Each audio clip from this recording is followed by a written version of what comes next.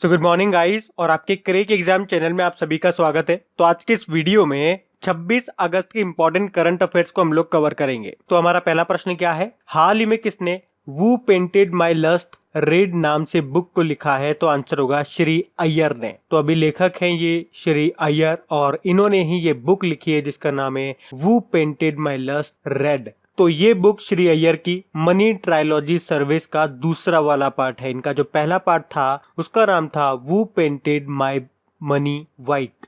तो सिंपल सा याद रखना है, वू पेंटेड माई लस्ट रेड नाम की जो बुक है उसको लिखा है श्री अय्यर ने। बाकी निरुपमा यादव, अभी इन्होंने बुक लिखी है जिसका नाम है विशेष code to win. Vijay Kumar Bihar विधानसभा के अध्यक्ष हैं और इन्होंने अभी एक बुक लिखी है जिसका नाम है सियासत में सदस्यता, जिसको लॉन्च किया था अभी बिहार के मुख्यमंत्री नीतीश कुमार ने। बाकी सुब्रमण्यम जयशंकर ये आपके विदेश मंत्री हैं और इन्होंने जो बुक लिखी है उसका नाम है the India way strategies for an uncertain world. बढ़ते आगे। फिर अगला प्रश्न है, हाल ही में किस राज्य सरकार ने आदिवासी बच्चों को उनकी मातृभाषा में पढ़ने के लिए नमथ बसई प्रोग्राम को शुरू किया है? तो आंसर होगा केरल की सरकार ने। तो अभी केरल राज्य सरकार ने जनजातीय बच्चों को उनकी मातृभाषा में पढ़ाने के लिए नमथ बसई प्रोग्राम चलाया है। नमथ बसई ये इरूला भाषा में नाम है जिसका मतलब होता है हमारी भाषा। अब केरल ने ये प्रोग्राम चलाया है। तो ये रहा मैप में केरल, कैपिटल तिरुवनंतपुरम है, मुख्यमंत्री है पिनाराई विजयन और गवर्नर है आरिफ मोहम्मद खान और केरल हाईकोर्ट के चीफ जस्टिस बने थे एस मणिकुमार। केरल को ही गार्डन ऑफ स्पाइस यानी कि मसालों का बाग कहा जाता है। आपको याद होगा भारत का पहला ट्रांस शिपमेंट हब जो कि वल्लारपदम टर्मिनल ये केरल के कोच्चिन बंदरगाह में विकसित किया जा रहा है। उसके अलावा भी केरल सरकार ने खाद्य वन परियोजना शुरू किया, ड्रीम केरल प्रोजेक्ट शुरू किया और केरल की स्वास्थ्य मंत्री कौन है? के शैलजा हैं। अभी इन्हें यूनाइटेड नेशन ने सम्मानित किया था। क्यों किया था? तो कोरोना से निपटने के इनके प्रयासों के लिए। उसके अलावा याद रखना, देश की पहली एलएनजी बस शुरू हुई थी केरल के कोच्चि में।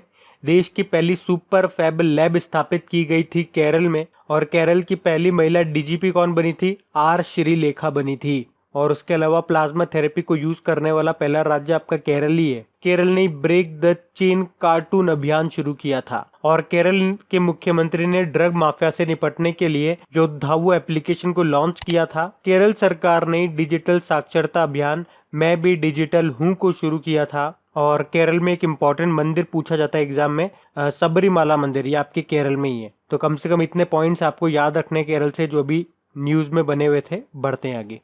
फिर अभी हाल ही में केंद्र सरकार ने ट्रांसजेंडर व्यक्तियों के लिए राष्ट्रीय परिषद का गठन किया है। आपको बताना इस परिषद का अध्यक्ष किसे बनाया गया? तो आंसर होगा थावरचंद गहलोत को। तो अभी केंद्र सरकार ने ट्रांसजेंडर व्यक्तियों के लिए एक राष्ट्रीय परिषद का गठन किया है जिसका अध्यक्ष बनाया गया सामाजिक न्याय व अधिकारिता मंत्री यानी कि ministry of social justice and empowerment यानी कि थावरचंद गहलोत को।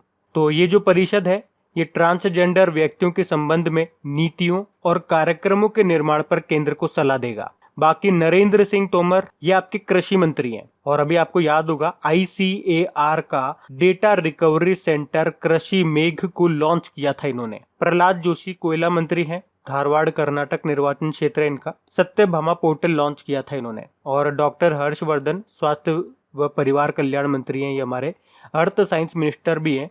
अभी इन्होंने विद्यार्थी विज्ञान मंथन 2020-21 को शुरू किया था। उसके अलावा मौसम का पूर्वानुमान लगाने के लिए एक मौसम नाम से ही मोबाइल एप्लीकेशन को भी लॉन्च किया था इन्होंने। बढ़ते आगे।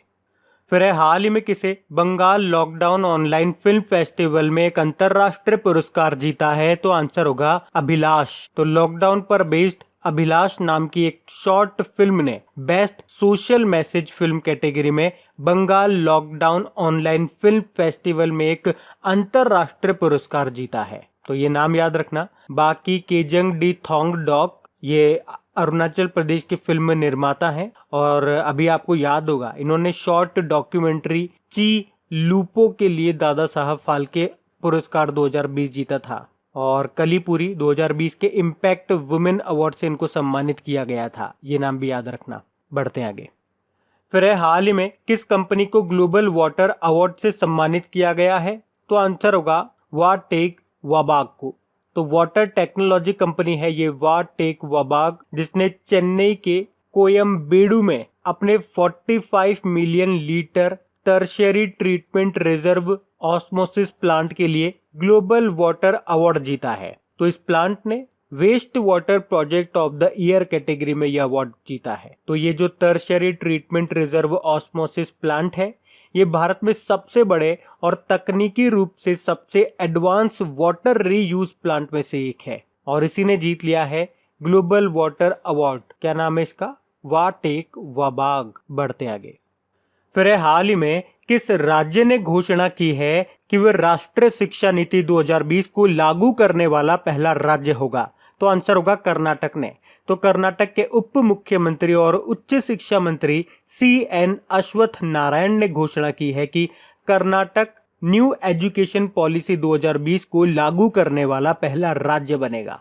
अच्छा देखो, न्यू एजुकेशन पॉलिसी से मैं आपको एक कंप्लीट वीडियो दे चुका हूं इन क्वेश्चन फॉर्मेट। अगर वो आपने अभी तक नहीं देखा है तो वो वीडियो आप जरूर देखिएगा, उसका लिंक आपको नीचे डिस्क्रिप्शन में मिल जाएगा। अब यहाँ पे बात कर्नाटक की है तो ये रहा मैप में कर्नाटक। कैपिटल इसकी बेंगलुरु है और बेंगलुरु में आपको हेडक्वार्टर मिलेगा इन्फोसिस का और यहीं पे आपको विप्रो का भी हेडक्वार्टर मिलेगा, एक हिंदुस्तान एरोनॉटिकल लिमिटेड का भी और एक इसरो का भी हेडक्वार्टर यहाँ पे आपको मिल जाएगा। और बेंगलुरु को ही सिलिकॉन वैली ऑफ इंडिया भी कहा जाता है और 2019 में डिजिटल लेन देन के मामले में सबसे आगे था ये बेंगलुरु।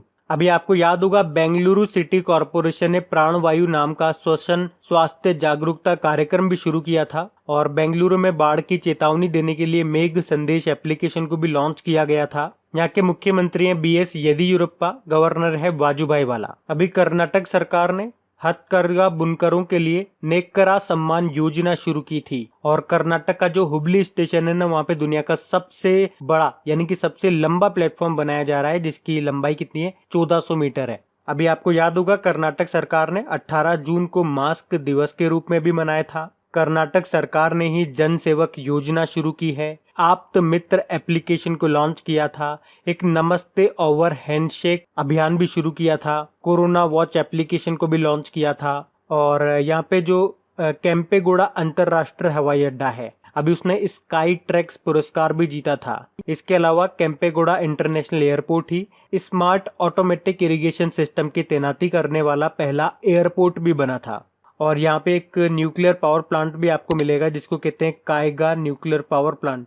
यहाँ पे आपको Bandipur national park, Anshi national park, Bannerghatta national park, Nagarhole national park, ये सब आपको यहीं पर मिलेंगे। तो ये आप याद रखना। बढ़ते हैं आगे। फिर अगला प्रश्न पूछा जा रहा है कि अभी किसने Delhi riots 2020 the untold story नाम की बुक को नहीं लिखा है? प्रश्न को ध्यान से पढ़ना। इसमें पूछा जा रहा है किसने नहीं लिखा है, तो आंसर होगा डॉक्टर अशोक के वेद ने। और इनके बारे में तो हमने कल ही पढ़ा था। गैस्ट्रिक कैंसर नाम की बुक को लिखा है इन्होंने, जिसको रिलीज किया था हमारे डोनर मंत्री जितेंद्र सिंह ने। तो इससे क्या पता चलता है? ये जो मोनिका अरोड़ा है जो कि एक एडवोकेट है, सोनाली चितलकर हैं जो कि पॉलिटिकल साइंस की टीचर है और प्रेरणा मल्होत्रा ये इंग्लिश की टीचर है दिल्ली यूनिवर्सिटी में, और इन तीनों ने मिलकर के इस बुक को लिखा है जिसका नाम है Delhi riots 2020 the untold story. बात आपको समझ में आ रही है? 3 जनों ने लिखा है इस बुक को। बढ़ते हैं आगे। फिर हाल ही में किसने महिला ब्रिटिश ओपन 2020 का खिताब जीत लिया है? तो आंसर होगा सोफिया पोपोव ने। तो जर्मन गोल्फर है ये सोफिया पोपोव और इन्होंने अभी थाईलैंड की जैस्मिन को हरा करके वुमेन ब्रिटिश ओपन 2020 का खिताब जीत लिया है। और इसी के साथ ये सोफिया LPGA टूर का प्रमुख खिताब जीतने वाली जर्मन की पहली गोल्फर बन गई है। अच्छा, मैंने अभी बोला LPGA, इसका मतलब क्या होता है? Ladies professional golf association. बाकी मेडलिन स्वीगल, हमने पढ़ा था इनके बारे में, अमेरिकी नौसेना में शामिल होने वाली पहली अश्वेत महिला पायलट बनी थी ये। लिसा स्टालेकर, कल ही हमने पढ़ा है, ऑस्ट्रेलिया की पूर्व कप्तान है ये और इन्हें अभी ICC हॉल ऑफ फेम में शामिल किया गया था। और इनके साथ 2 और जनों को शामिल किया गया था। आपको याद होगा साउथ अफ्रीका की जैक्स कैलिस और पाकिस्तान के जहीर अब्बास को, तो उनके नाम भी याद रखना। बाकी क्लो मैककार्डल ऑस्ट्रेलियाई तैराक है, इन्होंने इंग्लिश चैनल में सबसे अधिक तैरने का पुरुषों का रिकॉर्ड तोड़ दिया था। तो ये नाम भी न्यूज में थे। बढ़ते हैं आगे। फिर है हाल ही में किसने स्वच्छता ही सेवा पुरस्कार जीता है? तो आंसर होगा NLCIL ने, मतलब Neyveli lignite corporation India limited ने। तो अभी भारत सरकार के नवरत्न वाली लिमिटेड ने स्वच्छता ही सेवा कार्यक्रम के कार्यान्वयन में योगदान देने के लिए ये पुरस्कार जीता है। एक्चुअली में NLCIL ने नेवेली टाउनशिप में, जो कि तमिलनाडु में है, उसे प्लास्टिक मुक्त करने, स्वच्छ बनाने और हरे भरे परिसर में बदलने के लिए ये अवार्ड जीता है। NLCIL हेडक्वार्टर इसका मिल जाएगा आपको चेन्नई में। पढ़ते हैं आगे। फिर अगला प्रश्न है कि DRDO के जो प्रमुख है ना, उनका कार्यकाल अभी कितने साल तक के लिए बढ़ा दिया गया है? तो आंसर होगा 2 साल तक के लिए। अच्छा, DRDO के प्रमुख का नाम क्या है? जी सतीश रेड्डी, और अभी उनका कार्यकाल 2 साल के लिए बढ़ा दिया गया। इसके अलावा वो 2 सालों के लिए DRDO के सचिव भी होंगे। अच्छा, DRDO मतलब हो गया defence research and development organisation. स्थापना 1958 में हुई। 1958 में नासा की भी स्थापना हुई थी। हेडक्वार्टर नई दिल्ली में है और इसके अध्यक्ष जी सतीश रेड्डी है। मोटो इसका है strength origin is in science. अभी आपको याद होगा DRDO ने एंटी ड्रोन सिस्टम भी विकसित किया था। अभी DRDO ने भारतीय सेना को भारत नाम से सटीक निगरानी के लिए एक ड्रोन भी सौंपा है। DRDO ने IL-76 विमान के लिए P-7 हैवी ड्रॉप सिस्टम भी बनाया है। और अभी DRDO ने जर्मी क्लीन नाम से सैनिटाइजिंग चैम्बर भी बनाया, सुरक्षा बलों की वर्दी को कीटाणु रहित करने के लिए। तो इतने पॉइंट्स आपको DRDO से याद रखने हैं। अच्छा, DRDO दिवस कब मनाते हैं? 1 जनवरी को। और अपॉइंटमेंट वाला प्रश्न है, तो अगर आप में से इस वीडियो को कोई वेरी फर्स्ट टाइम देख रहा है तो आपको याद दिला दूं कि जनवरी से लेकर जून तक जो टॉपिक वाइज करंट अफेयर्स की हम लोगों ने सीरीज स्टार्ट करी थी, तो उसमें अपॉइंटमेंट्स का जो इंपॉर्टेंट अपॉइंटमेंट्स है उनका ऑडियो बना करके मैंने अपलोड कर दिया है आपकी खबरी एप्लीकेशन पे। अगर वो अभी तक आपने नहीं सुना है तो वो आप सुन लीजिएगा, वो मोस्ट इंपॉर्टेंट रहेगा आपके लिए। उसका लिंक आपको नीचे डिस्क्रिप्शन में भी मिल जाएगा और कमेंट बॉक्स में भी मैं लिंक को पिन कर दूंगा। तो जैसे आप कमेंट बॉक्स में जाओगे, सबसे ऊपर आपको वो लिंक नजर आ जाएगा, तो वहां जाकर के आप उसे सुन सकते हैं। हम बढ़ते हैं आगे।